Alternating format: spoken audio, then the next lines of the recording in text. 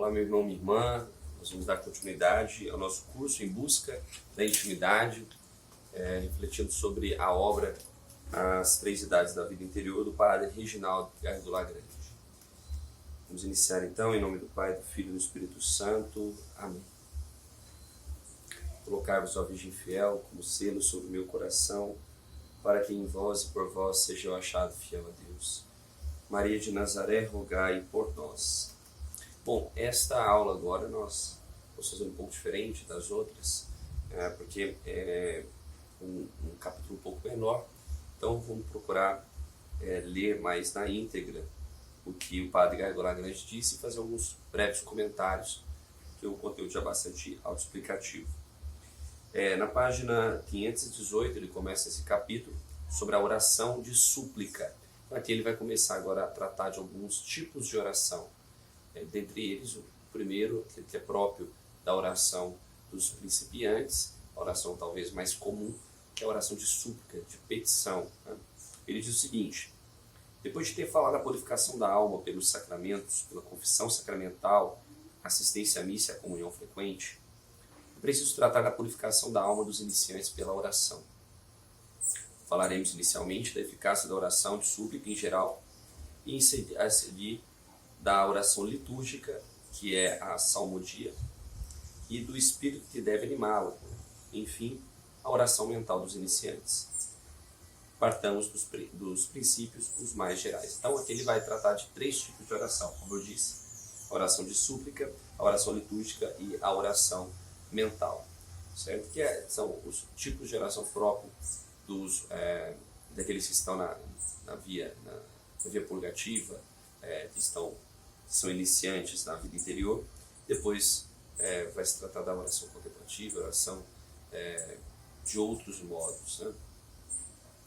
Então, para falar da oração de súplica, ele começa, qual que se cremos na eficácia da oração. Ele começa introduzindo. A questão da eficácia da oração interessa a todas as almas, sem distinção. Assim começam ou são adiantadas, mesmo aquelas que estão em estado de pecado mortal, pois se o pecador que perdeu a graça santificante não pode merecer, sempre pode rezar, sendo o mérito um direito a uma recompensa em relação à justiça divina. Já a oração se dirige à misericórdia divina, que muitas vezes atende e reergue sem nenhum mérito, e é assim que ela reergue as almas caídas no estado de morte espiritual. O mais miserável do fundo do abismo em que caiu pode lançar esse grito para a misericórdia, que é a oração. O mendigo, que nada mais tem além de sua pobreza, em nome de sua própria miséria, pode rezar, e se puser todo o seu coração nessa súplica, a misericórdia se inclina para ele. O abismo da miséria chama pelo abismo da misericórdia. A alma reerguida e Deus glorificado. Lembremos-nos da conversão de Madalena. Lembremos-nos da oração de Daniel por Israel. Senhor, muito pecamos contra vós, nós merecemos todos os castigos, mas pela glória do vosso nome perdoai-nos. No capítulo 3 de Daniel. Os salmos estão cheios dessas súplicas. Quanto a mim, sou pobre e indigente. Ó Deus, expressar a minha direção. Tu és o meu auxílio, meu libertador. Senhor, não demores. E aqui ele vai citando também outras passagens dos Salmos para dizer da oração de súplica. A oração de súplica, principalmente, essa oração que qualquer um pode fazer, solicitando a misericórdia, clamando pelo perdão de Deus, por alguma necessidade. Então ele vai dizer que não é necessário que a pessoa esteja em estado de graça para fazer oração. Nós cremos no poder da oração? Ele pergunta. Quando a tentação ameaça fazer-nos cair, quando a luz não se faz em nós, quando a cruz é difícil de carregar, nós recorremos à oração, como o nosso Senhor ensinou. Não nos acontece duvidar, senão em princípio, ao menos na prática de sua eficácia. No entanto, nós conhecemos a promessa do Salvador. Pedi e recebereis. Conhecemos o ensinamento comum dos teólogos, a verdadeira oração pela qual pedimos para nós, com humildade, confiança e perseverança, as graças necessárias à nossa salvação é infalivelmente eficaz. Nós conhecemos essa doutrina e, no entanto, às vezes, parece-nos que temos rezado verdadeiramente sem sermos atendidos. Cremos ou antes vemos a potência de uma máquina, de um exército, o poder do dinheiro e da ciência, mas não cremos o suficiente na eficácia da oração. O poder dessa força intelectual, que é ciência, nós o vemos por seus resultados. Nada existe ali de muito misterioso. Sabemos de onde vem essa força e para mais ou menos para onde ela vai. Ela é adquirida por meios humanos e produz efeitos que permanecem nos limites humanos. Ao contrário, se se trata da oração, nós cremos muito fracamente em sua eficácia, porque não sabemos bem de onde vem e nos esquecemos de para onde ela vai nos levar. Lembremos qual então aqui ele vai fazer a introdução na próxima parte, mas é importante nós recebermos esta provocação do Padre Reginaldo Lagrange, porque nós realmente duvidamos muito da oração. Por quê? Porque não é algo que nós vemos de fato. A oração é movida pela fé, e a fé, como diz em Hebreus 11, versículo 1, é a certeza naquilo que não se vê. Portanto, por muitas vezes nós duvidamos da eficácia da oração. Rezamos às vezes por obrigação, mas rezamos às vezes mal, rezamos pouco. Mas é preciso em primeiro lugar, acreditar verdadeiramente que Deus pode se manifestar a nós por meio da nossa súplica. Ele vai dizer que sobre a fonte da eficácia da oração. Então, de onde provém esta eficácia? As nascentes dos rios estão muito no alto, as águas do céu e as fontes das neves alimentam os cursos. Um rio é de início uma torrente que desce das montanhas antes de fertilizar o vale e de se lançar ao mar. Existe aqui uma imagem da elevação da fonte e da eficácia da oração. Nós temos o ar de quem acredita, às vezes, que a oração é uma força que teria em nós o primeiro princípio e por ela nos tentaríamos dobrar a vontade de Deus, a maneira de persuasão. Então, uma forma de que a oração parta de nós para convencer Deus de algo. E logo o nosso pensamento se choca com essa dificuldade, muitas vezes formulada pelos incrédulos, em particular pelos deístas do século XVIII e XIX. A vontade de Deus, ninguém a pode mover, ninguém a pode dobrar. Sem dúvida, Deus é a bondade que pede apenas doar a si mesma. Misericórdia sempre pronta a vir em socorro daquele que sofre. Mas Deus é também o ser perfeitamente imutável. A vontade divina, desde toda a eternidade, é tão inabalável quanto é misericordiosa. Ninguém pode gabar-se de ter esclarecido a Deus, de tê-lo feito alterar a sua vontade. Eu sou o Senhor, não mudo, diz Malaquias, capítulo 3. Pelos decretos da providência, a ordem das coisas e dos acontecimentos é forte e suavemente estabelecida desde toda a eternidade. Deve-se concluir com o fatalismo que a oração não pode, que é tarde demais, que o que deve acontecer acontecerá, quer rezemos, quer não rezemos. Então, as pessoas tendem, às vezes, a cair esta incredulidade, este certo fatalismo. Para que rezar? Se vai acontecer mesmo, independente se a gente reza ou não. Então, essa pessoa que não tem fé, não acredita no poder, na eficácia da oração. A palavra do Evangelho permanece e a vida interior deve sempre aprofundá-la, porque é o próprio Jesus que nos pede para por que a gente reza?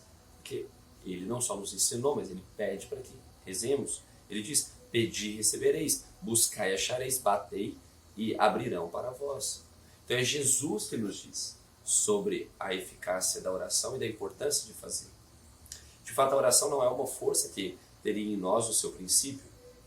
Não é um esforço da alma humana que tentaria fazer violência contra Deus para fazê-lo alterar suas disposições providenciais. Se assim se fala, às vezes é por metáfora. É uma maneira humana de se expressar. Na realidade, a vontade de Deus é absolutamente imutável. Ele não muda, como diz. Mas é precisamente esta imutabilidade superior que é a fonte da inefável eficácia da oração. No fundo, é muito simples, apesar do mistério da graça que aí se encontra. Existe aí um claro escuro dos mais cativantes e dos mais belos. Notemos primeiro aquilo que é claro. A verdadeira oração é infalivelmente eficaz porque Deus, que não pode desdizer-se, decretou que ela o seria. Ou seja, Deus disse que a oração é eficaz, ponto final. Esse é o primeiro ponto. Eis o que a contemplação dos santos aprofundou. Então, os santos demonstram isso na prática, a eficácia da oração. Um Deus que não tivesse querido e previsto desde toda a eternidade as orações que lhe dirigimos, seria uma concepção tão pueril quanto a de um Deus que alterasse os desígnios ao inclinar-se diante de nossas vontades. Não somente tudo que acontece foi previsto e querido, ou pelo menos permitido, antecipadamente por um decreto providencial, mas a maneira como as coisas acontecem, as causas que produzem os eventos, tudo está fixado pela providência desde toda a eternidade. Para as colheitas materiais, o Senhor preparou as sementes e a ajuda em sua germinação, o sol que irá amadurecer os frutos da terra, assim também para as colheitas espirituais, ele preparou sementes espirituais, as graças divinas necessárias à santificação e à salvação, em todas as ordens, da mais inferior à mais elevada, em vista de certos efeitos. Deus prepara as causas que devem produzi-las. Ora, a oração é precisamente uma causa ordenada a produzir este efeito, que é a obtenção dos dons de Deus. Então, os dons de Deus, presentes de Deus, as graças de Deus, são para a nossa santificação, para a edificação do povo. Elas são aquilo que nós buscamos por meio da nossa oração. Todas as criaturas só existem pelos dons de Deus, mas a criatura intelectual é a única que pode perceber isso. Que criatura intelectual é essa? Caso, as criaturas intelectuais são os anjos e os homens, mas no caso, os homens já conhecem a Deus face a face. Os homens que precisam principalmente orar. Não que os anjos não orem, né? Os anjos oram, eles oram por nós, né? Eles já estão diante de Deus. Então, somente os seres que têm uma certa inteligência, os seres intelectíveis, podem produzir oração. A existência, a saúde, a força física, a luz da inteligência, a energia moral, o sucesso das empresas, tudo isso é dom de Deus. Mas, acima de tudo, a graça que leva ao bem salutar, faz com que seja realizado e permite perseverar. A graça e, mais ainda, o Espírito Santo que nos foi enviado e que é fonte de água viva, eis o dom por excelência, aquele sobre o qual Jesus dizia à samaritana: se tu conheces o dom de Deus, e quem é que te diz dá-me de beber, tu mesma lhe pedirias e ele te daria a água viva. Aquele que beber da água que eu lhe der jamais terá sede, ao contrário, a água que eu lhe der tornar-se-á nele fonte de água que jorrará para a vida eterna. A criatura intelectual é a única capaz de se dar conta de que só pode viver natural e sobrenaturalmente graças ao dom de Deus. Haveremos, pois, de estranhar que a divina providência tenha querido que o homem peça esmola, compreendendo como compreende que somente a esmola pode viver. Aqui, como em tudo, Deus quer primeiro o efeito final, depois ordena os meios ou as causas que devem produzir, ou seja, o efeito final é a nossa santificação, é a vida eterna, estarmos eternamente com Ele. Então depois Ele estabelece os meios, e a oração é um desses meios. Após ter decidido doar, Ele decide que nós rezaremos para receber. Então Deus primeiro se entregou, Ele primeiro doa, Ele primeiro se dá, porque Ele é pura caridade, pura misericórdia, mas depois Ele quer que nós pensemos entre nós, humildemente recorramos a Ele, pedindo isso que Ele já disponibilizou a nós. Né? Não precisamos convencê-lo necessariamente, precisamos ter humildade para pedir. O dom de Deus é o resultado. Então a oração é a causa ordenada para obter. São Gregório Magno diz que os homens devem, pela oração, dispor-se a receber aquilo que Deus Poderoso decidiu conceder-lhes desde toda a eternidade. Então, o exemplo próprio disso é o próprio céu, a própria vida eterna. Deus já sonhou isso para nós desde toda a eternidade. Então nós precisamos rezar para alcançar.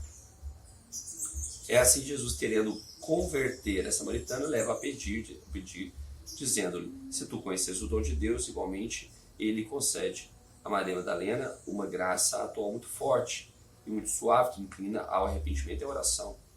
Ajuda a mesma relação com Zaqueu e também com o bom ladrão.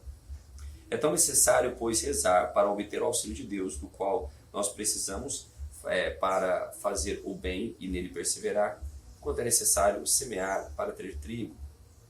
Para aqueles que dizem, rezando ou não, o que tem de acontecer acontecerá, deve-se responder: isso é tão insensato quando pretender que, semeando o trigo ou não, ao chegar o verão, nós teremos trigo. A providência se ocupa não só dos resultados, mas dos meios a serem empregados. E, além disso, ela difere do fatalismo, porque salvaguarda a liberdade humana com uma graça tão suave quanto eficaz. É necessária, sem dúvida, uma graça atual para rezar, mas ela é oferecida a todos e somente são privados dela aqueles que a recusam.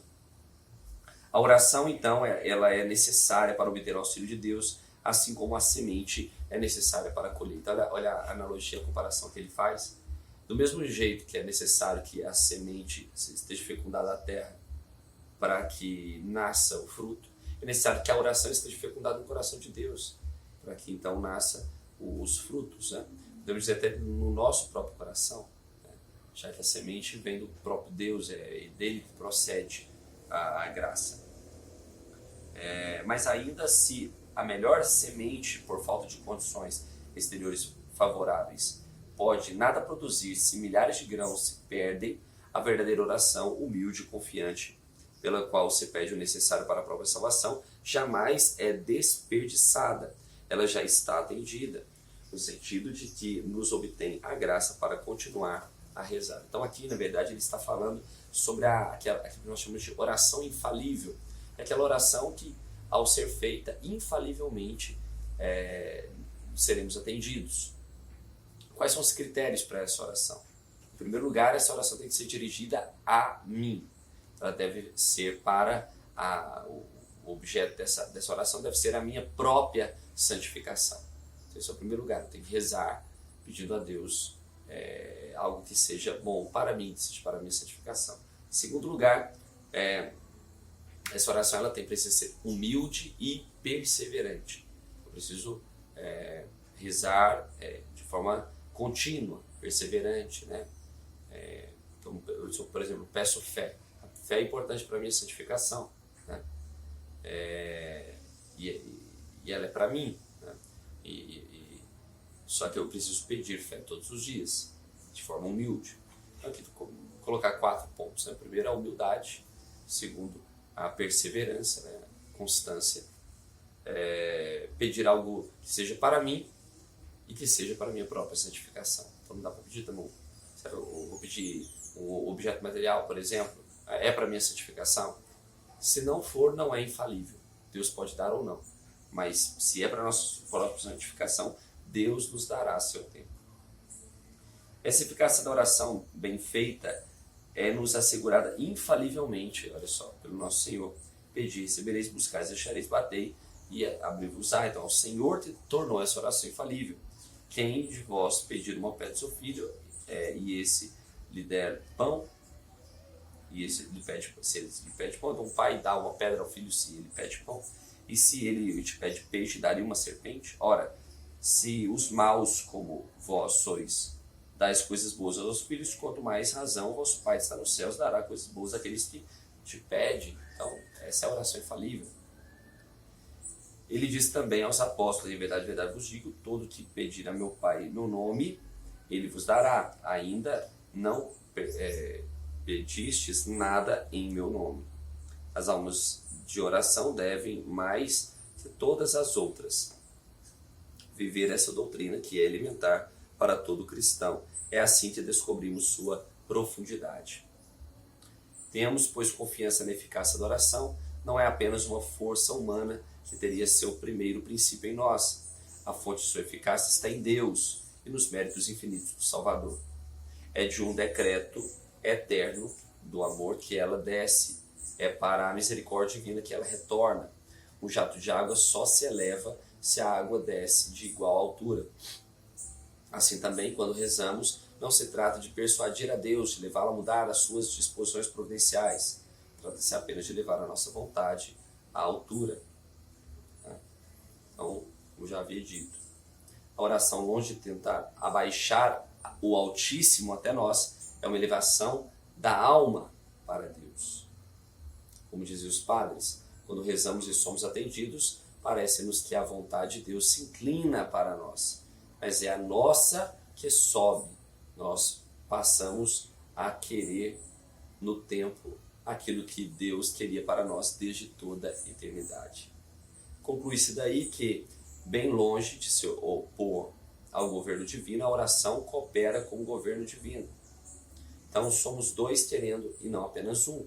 E quando após ter rezado muito para obter, por exemplo, uma conversão, nós somos atendidos. Podemos dizer que foi Deus certamente que converteu nossa alma, mas se dignou a associar-nos a Ele e já decidira, desde toda a eternidade, levar-nos a rezar para que essa grande graça fosse obtida. Assim nós cooperamos para a nossa salvação ao pedir para nós mesmos as graças necessárias para chegar a isso. E entre essas graças, como a da perseverança final, existem aquelas que não podem ser merecidas, mas são obtidas por uma oração humilde, confiante e perseverante. Então aqui estão os elementos da qual falei, que caracterizam a oração, essa oração infalível. Igualmente não se merece a graça eficaz que preserva do pecado mortal e nos conserva em estado de graça.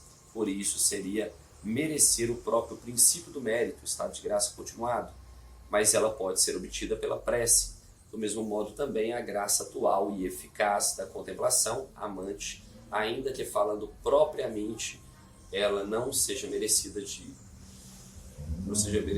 é obtida pela oração. Então no Salmo de Sabedoria, capítulo 7, versículo 7, diz: eu rezarei e a prudência me foi dada, eu invoquei o Espírito de Sabedoria, veio sobre mim. Clamor. Mesmo quando se trata de obter uma graça de conversão para uma outra pessoa, que talvez resista a ela, quanto mais numerosos nós somos a rezar, e quanto mais cada um persevera na oração, tanto mais podemos esperar essa graça de conversão. Assim, a oração coopera grandemente com o governo divino. E o Padre Guerreiro Lagrange, então, ele completa, esse capítulo, falando sobre o que devemos pedir acima de tudo, o qual deve ser nosso principal pedido a Deus. Acabamos de ver qual é o primeiro princípio da eficácia da oração. Nós teremos agora o fim para o qual ela foi ordenada por Deus, aquilo que ela nos pode conseguir. O fim para o qual a providência ordenou a oração como um meio é a obtenção dos dons de Deus necessários à santificação e à salvação. É que a oração é uma causa que tem seu lugar na vida das almas, assim como o calor e a eletricidade têm seu lugar na ordem física.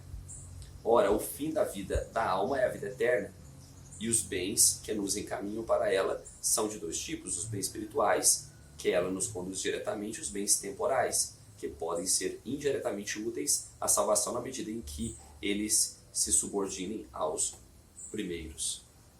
Então veja bem, algo importante aqui. Então, há dois tipos de bens: os bens espirituais e os bens temporais. Os bens espirituais nos conduzem a este objetivo, que é a vida eterna, de forma direta. Os bens temporais eles podem servir de forma indireta, e colaborar. Então, ou seja, eu posso pedir algo que fazer uma oração, pode chamar de uma oração infalível, pedindo coisas materiais. Talvez algumas coisas materiais podem ser úteis para a própria santificação, mas principalmente as coisas espirituais estão diretamente ligadas. Os bens espirituais são a graça habitual e atual, as virtudes, os 7 dons do Espírito Santo e os méritos, frutos das virtudes e dos dons. Segundo o que acabamos de dizer, a oração humilde, confiante e perseverante é todo poderosa para obter ao pecador a graça da conversão, e para obter o justo a graça atual para perseverar no cumprimento de seus deveres. A oração feita nas mesmas condições é todo-poderosa para nos obter também a fé mais viva, a esperança mais firme e a caridade mais ardente, e qual fidelidade à nossa vocação. E a primeira das coisas que devemos pedir, como indica o Pater, é que o Pai Nosso, né? Que o nome de Deus seja santificado, glorificado por uma fé irradiante que vem do seu reino. É o objeto da esperança, que sua vontade seja feita, cumprida com amor, por uma caridade sempre mais pura e mais forte. A oração ainda é capaz de nos obter o pão de cada dia, na medida em que ele é necessário ou útil à salvação. O pão substancial da Eucaristia e as disposições convenientes para bem recebê-la. Ela nos concede também o perdão de nossas faltas e nos dispõe a perdoar o próximo. Ela nos preserva da tentação ou nos permite triunfar dela. Para isso, porém, é necessário que a oração tenha as condições indicadas, que ela seja sincera e humilde. É um pobre que pede, confiante na infinita bondade da qual não se pode duvidar, perseverante, para ser a expressão de um desejo profundo de nosso coração. Assim foi a oração da cananeia, de quem fala o Evangelho, e a qual o Salvador disse: mulher, é grande a tua fé, seja feito como tu desejas. Mesmo se o Senhor nos deixa às voltas de grandes dificuldades, das quais tínhamos pedido que nos livrasse, não se deve acreditar que não fomos atendidos. O simples fato de que continuamos a rezar mostra que o Altíssimo nos assiste, pois sem uma nova graça atual, nós não continuaríamos a rezar. Ele nos deixa às voltas com essas dificuldades para nos fortalecer e quer mostrar-nos que a luta é proveitosa para nós e que, como ele disse a São Paulo, em semelhante situação a graça concedida basta para continuar uma luta onde a própria força do Senhor nos suscita a nossa, se mostra mais forte. Então é isso que se vê, sobretudo nas purificações passivas, nos sentidos e no espírito, que são às vezes uma verdadeira tempestade espiritual, quando é necessário pedir continuamente a graça eficaz, a única que nos pode impedir de fracassar. Quanto aos bens temporais, a oração pode obter-nos todos aqueles que devem, de um modo ou de outro, ajuda-nos em nossa viagem para a eternidade. O pão de cada dia, a saúde, a força, a prosperidade de nossos empreendimentos. A oração pode conseguir tudo, sobre a condição de que peçamos a Deus antes de tudo, acima de tudo, amá-lo ainda mais. Buscar o reino de Deus e todo o resto será dado por acréscimo. Mateus 6,33. Se não obtemos esses bens temporais, é porque eles não são úteis para a nossa salvação. Se nossa oração é bem feita, obtemos em seu lugar outra graça mais preciosa. O Senhor está perto daqueles que invocam em verdade. E a oração de súplica é verdadeiramente uma elevação da alma para Deus. Por isso ela dispõe para uma oração mais íntima, de adoração, de reparação, de ação de graças e para a oração de união. Bem, então, aqui estão os elementos da oração de súplica que o Padre Gargo Lagrange já aponta nesse capítulo. Depois falaremos então da oração litúrgica e também da oração mental. Muito obrigado, Deus abençoe você, espero não ter cansado com a leitura contínua, mas de fato é um capítulo menor e um capítulo onde pouco era necessário fazer colocações e algo tão importante que é a vida de oração. Amém? Em nome do Pai, do Filho e do Espírito Santo. Amém.